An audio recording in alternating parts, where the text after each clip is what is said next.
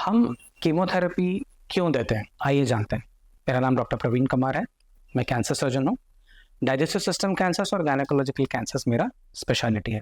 Chemotherapy एक broad term है जो ये मीन करता है कि हम कीमोथेरेपेटिक मतलब केमिकल से यूज़ कर रहे हैं कैंसर के सेल्स को मारने के लिए। जनरल नॉलेज ऐसा है कि जो कीमोथेरेपी है सिर्फ इंजेक्शन के तौर पे दिया जाता है। मैं आपको बोलना चाहूँगा कि थोड़े बहुत कीमोथेरेपीज ऐसे भी हैं जो टैबलेट के फॉर्म पे आते हैं, थोड़े बहुत कीमोथेरेपीज हैं जो ऑइंटमेंट के फॉर्म पे आते हैं, थोड़े बहुत कीमोथेरेपीज हैं जिनको डायरेक्टली ब्रेन के इर्द गिर्द जो फ्लूइड रहता है, सेरेब्रोस्पाइनल फ्लूइड, उसमें हमको देना रहता है, जिसको हम इंट्राथीकल बोलते हैं। डायरेक्ट जो आर्टरीज हैं, ऑक्सीजन वाला ब्लड जो लेके जाते हैं ऑर्गन्स की तरफ, वो वाले खून के नसों में चढ़ाना पड़ता है थोड़े कीमोथेरेपीज। और थोड़े कीमोथेरेपीज है जिसको हम इंट्राकैविटेटरी मतलब जो सर्जरी करके ट्यूमर निकलने के बाद जो कैविटी बनता है वहाँ पे भी दे सकते हैं।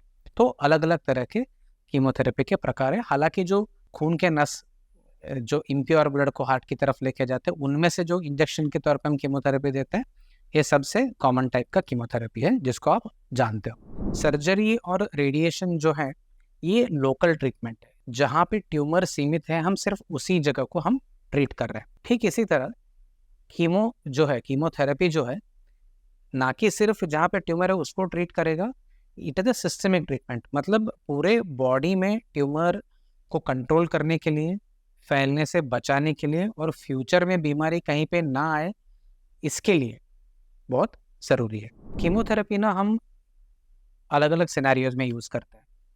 एक तो हो गया जहाँ बीमारी सिर्फ उसी लोकल एरिया में सीमित है, जिसको हम अर्ली या लोको रीजनल डिजीज बोलते हैं।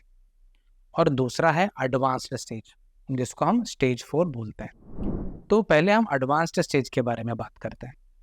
जो स्टेज 4 का बीमारी है, ये ऐसा कैंसर का स्टेज है जहाँ पे बीमारी उस ऑर्गन को छोड़ के दूसरे जगह पे फैल चुका है और फैल रहा है। हो सकता है कि ये लिवर में फैला हो, फेफड़े में फैला हो, ब्रेन में फैला हो, हड्डियों में फैला हो या आजू बाजू के इर्द गिर्द के अंगों में फैला हो। इसके लिए अगर समझ लीजिए कोई दवाई हम ब्लड में डाल सकें, तो ये ब्लड क्या है, बॉडी में सब जगह घूमता है, तो ये उसके साथ ये दवाई भी उधर तक पहुंच सकता है। अगर आपको कभी बुखार आया है या कभी जुलाब लगा है या कोई दूसरा बीमारी हुआ है, तो मेजोरिटी ऑफ द टाइम्स आप क्या करते हो, पहले टैबलेट लेते हो। भले वो सर दर्द हो या पेट का दर्द, दवाई आप मुंह से ही लेते हो। और वो जो टैबलेट है डाइजेस्टिव सिस्टम से ब्लड में पहुंचता है और उधर से जहाँ पे उसको जाना है उधर जाके असर करता है। ठीक इसी तरह कीमोथेरेपी भी जो कोई भी रूट से दे, ये ब्लड तक पहुंचता है। ब्लड से जहाँ जहाँ ये बीमारी फैला है एडवांस स्टेज में, वहाँ पे जाके कैंसर सेल्स को मारने की कोशिश करता है। तो इसके लिए कीमोथेरेपी एसेंशियल है एडवांस्ड स्टेजेस में। कई बार हमें सवाल किया जाता है, अरे डॉक्टर साहब आप तो बोल रहे हो कि थोड़ा इधर बीमारी है, एक दो दाने लिवर में है, एक दो दाने लंग्स में है, तो ये आप निकाल क्यों नहीं देते? आप जो बोल रहे हो एक तरह टेक्निकली करेक्ट है। मतलब ये हम निकाल पाएंगे, या हो सकता है कि उस केस में हम निकाल पाए, बट क्या ये निकालना चाहिए, वो एक ज़रूरी सवाल है। जब भी आप समझ लीजिए कि ये कोई बिल्डिंग की जांच कर रहे हो, तो अगर बिल्डिंग के एक दो पिलर्स, जो बेस के जो मेन पिलर्स हैं, आधार स्तंभ है, यही खराब है, तो क्या होगा, म्यूनसिपाल्टी वो बिल्डिंग को बोल देगा कि ये रहने के लायक नहीं है। ये ऐसे नहीं बोलेंगे कि नहीं नहीं, दो पिलर खराब है, बाकी सब बिल्डिंग ठीक है, तो हम उसमें रहना जाएंगे। ठीक है, तो क्या है, एक हमें अंदाजा ये लगाना रहता है कि जो दिख रहा है उसके आगे और क्या क्या हो सकता है। ठीक इसी तरह स्टेज 4 में भी ना, जो दिख रहा है वो क्या दर्शाता है कि ये बीमारी फैल रहा है।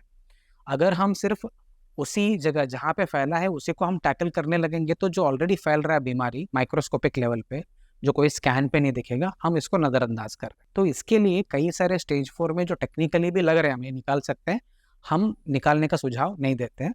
बहुत ही चंद सिलेक्टेड केसेस ऐसे रहते हैं स्टेज 4 के, जहाँ पे हम बोलते हैं नहीं, ये हम निकाल सकते हैं और इसमें क्योर भी पॉसिबल है।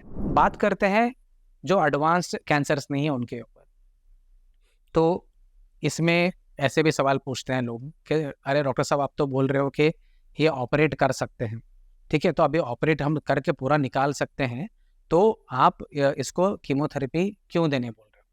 तो मैं फिर से आपको वही सुझाव देना चाहूँगा, वही एग्जाम्पल देना चाहूँगा कि जैसे मैंने बिल्डिंग का एग्जाम्पल दिया, कोई भी आप चीज़ खरीदने जाते हो या कोई टीवी खरीदने जाते हो, तो आपको टीवी के 1-2 फीचर्स या बिल्डिंग के 1-2 लक्षण देख के आपको समझ में आ जाता है कि इसका क्वालिटी क्या है, इसके साथ फ्यूचर में क्या हो सकता है, कितने दिन तक चलने वाला है।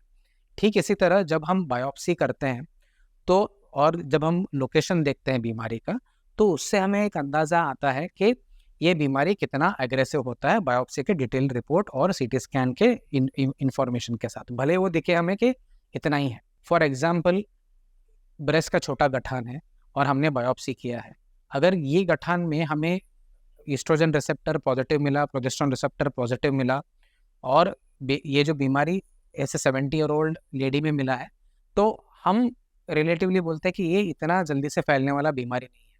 अगर यही इतना ही छोटा बीमारी कोई यंग फीमेल में मिले, यंग पेशेंट में मिले और वो ट्रिपल नेगेटिव निकले बायोप्सी में, भले दोनों ब्रेस्ट कैंसर ही है, तो ट्रिपल नेगेटिव हम अग्रेसिव ये अग्रेसिव बीमारी, तब हम ये दूसरे पेशेंट में बोलेंगे नहीं, आपको पहले कीमो लेना चाहिए। ठीक है, तो ऐसे भले आपके अंडरस्टैंडिंग से बीमारी छोटा है, बट हमारे अंडरस्टैंडिंग से फ्यूचर में क्या होने वाला है हमें इसका अंदाज़ा लगाना रहता है। इसकी वजह से हमें थोड़े पेशेंट्स में कीमोथेरेपी भले भले बीमारी ऑपरेबल हो हमें देना पड़ता है। मेजॉरिटी ऑफ जो डाइजेस्टिव सिस्टम के कैंसर्स हैं और काफ़ी सारे गायनेकोलॉजिकल कैंसर से हमें कीमोथेरेपी पहले देना पड़ता है, भले ही जो सर्जरी करने के लायक हो। ये क्यों करते हैं?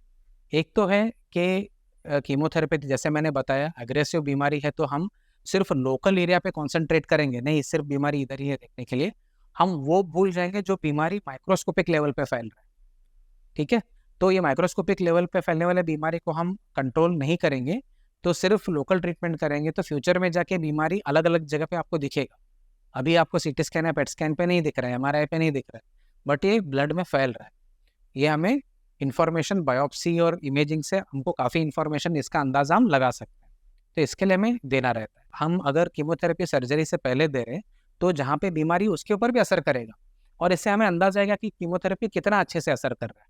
ठीक है, ये दूसरा एडवांटेज हो जाता है। और तीसरा एडवांटेज क्या है ना, कई बार मेजर सर्जरी के बाद रिकवरी में टाइम लग सकता है।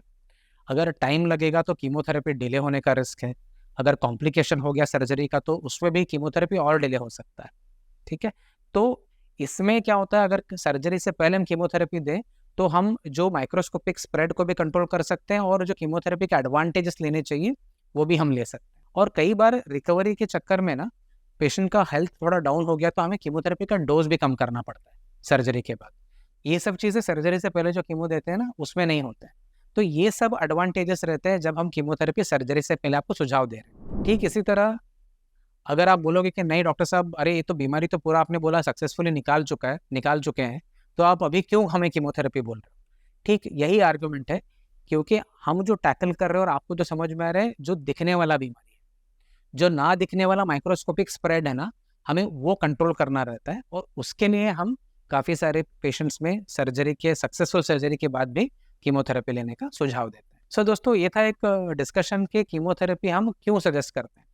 आई होप कि मतलब मैंने आपको ये टॉपिक के ऊपर काफ़ी क्लैरिटी दिया है ये चर्चा के माध्यम से।